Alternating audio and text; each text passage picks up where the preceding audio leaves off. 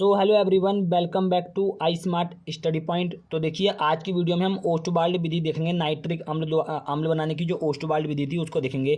बहुत ज़्यादा important question है। इस पर मैंने पहले एक वीडियो बना दिया है, लेकिन बहुत से बच्चों को वीडियो नहीं मिल रहा था। उन्होंने बोला सर न्यू वीडियो बनाइए जल्दी से, क्योंकि बहुत ज़्यादा इंपॉर्टेंट क्वेश्चन है। और रियलिटी में ये क्वेश्चन बहुत ज़्यादा इंपॉर्टेंट है। प्रीवियस ईयर में बहुत बार ये क्वेश्चन पूछा जा चुका है, ठीक है। और अगर आप चैनल पर नए हो तो चैनल को सब्सक्राइब कर लीजिएगा और वीडियो को एक लाइक जरूर कीजिएगा। और पसंद आएगा तो मैं आपको गारंटी देता हूँ कि एक बार में आपको ये समझ में आने वाला है, ठीक है। चलिए समझते हैं। देखिए सबसे पहले ना आपको क्या करना पड़ेगा, यहाँ पे देखिए अमोनिया और O2, ठीक है, यानी कि ऑक्सीजन, इन दोनों का मिश्रण लेना पड़ेगा। और अमोनिया एक संबंधी 8 यानी कि 1:8 में आपको दोनों का मिश्रण लेना पड़ेगा। और इसको इसमें डालेंगे। और ये जो जाली बनी हुई है प्लेटिनम की जाली है, ठीक है। और ये पूरा जो है ये उत्प्रेरक कक्ष है।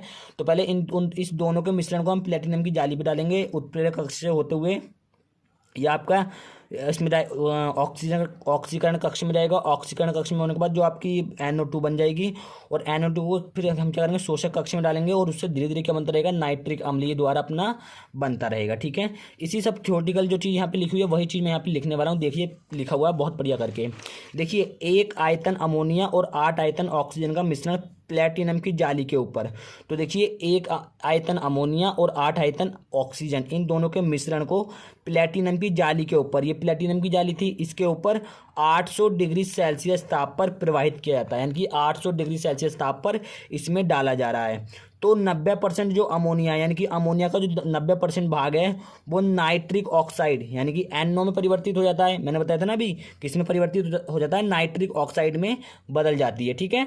यानी कि 90% जो अमोनिया आपकी होगी वो आपकी किस में बदल जा रही है, नाइट्रिक ऑक्साइड में बदल जा रही है। और नाइट्रिक ऑक्साइड में बदल करके वो कहाँ जा रही है, ऑक्सीकरण कक्ष में, ठीक है। ऑक्सीकरण कक्ष में यानी कि ऑक्सीजन जुड़ेगा आपका, ठीक है। तो ऑक्सीकरण कक्ष में जा रही है और वहाँ पे क्या बनना है, ये देखिए हमने क्या करा था, यहाँ पे NH3 और ऑक्सीजन, इन दोनों का, ये अभी 4 और 5 हटा दीजिए। NH3 और O2 का मैंने मिश्रण लिया था।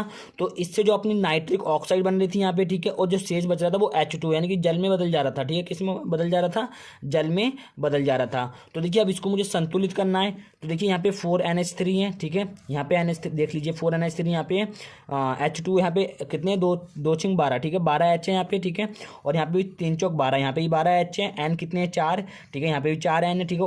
O कितने, 2 5 10 O हैं। यहाँ पे 6 O ये हैं और 4 O ये हैं, यानी कि 10 O हैं। तो ये 6 4 5 4 ये मैंने संतुलित करने के लिए यहाँ पे लगाया हुआ है, गुणा किया है यहाँ पे, ठीक है। समझ में आ गया, इतना बहुत आसान है। उसके बाद जो बनी हुई नाइट्रिक ऑक्साइड को, ठीक है, यहाँ पे देखिए आपने जब इसमें डाला था तो ये नाइट्रिक, यहाँ पे देखिए इसमें आपने डाला था, ये नाइट्रिक ऑक्साइड थी।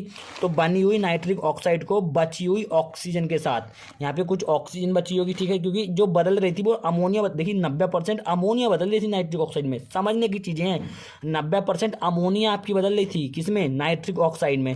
तो यहाँ पे नाइट्रिक ऑक्साइड आपका बन रहा था, लेकिन यहाँ पे जो आपका ऑक्सीजन है ये तो बचा हुआ था ना। तो बची हुई अमोनिया बनी हुई नाइट्रिक ऑक्साइड को ऑक्सीजन के साथ ऑक्सीकरण कक्ष में भेजा जाता है। यानी कि देखिए इस वाले ऑक्सीकरण कक्ष में हम भेज रहे हैं, ठीक है।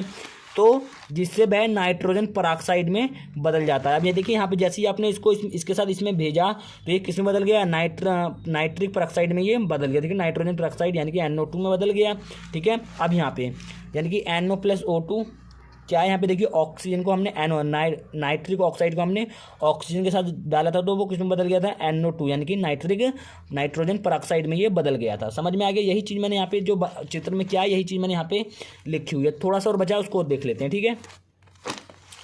आगे देखिए यहाँ क्या लिखा हुआ है कि प्राप्त नाइट्रोजन ऑक्साइड को शोषक कक्ष में भेजा जाता है। अब देखिए यहाँ पे ध्यान से देखिए, ये चीज़ मैंने बताई थी।